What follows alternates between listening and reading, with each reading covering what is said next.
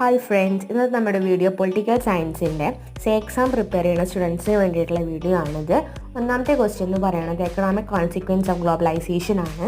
അത് 3-4 മാർക്കിന് വരുന്ന ചോദ്യമാണ്. അതുപോലെ തന്നെ പൊളിറ്റിക്കൽ കോൺസിക്വൻസ് ഓഫ് ഗ്ലോബലൈസേഷൻ ചോദിക്കും, അതും 5 മാർക്കിന് വരുന്ന ക്വസ്റ്റ്യൻ ആണ്.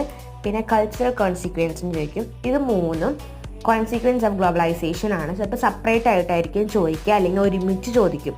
ഒരുമിച്ച് ചോദിക്കണമെന്ന് വെച്ചിട്ടുണ്ടെങ്കിൽ 8 മാർക്കിനായിരിക്കും ഇത് വരിക.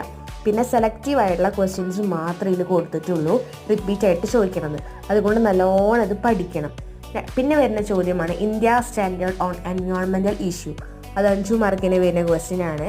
പിന്നെ ഓരോ ചാപ്റ്ററിൽ നിന്ന് 1-2 ക്വസ്റ്റ്യൻസ് മാത്രമേ ഉണ്ടാവുള്ളൂ പഠിക്കാൻ. സെക്യൂരിറ്റി സ്ട്രാറ്റജീസ് ഓഫ് ഇന്ത്യ, അത് 3-4 മാർക്കിന് വരുന്ന ചോദ്യമാണ്.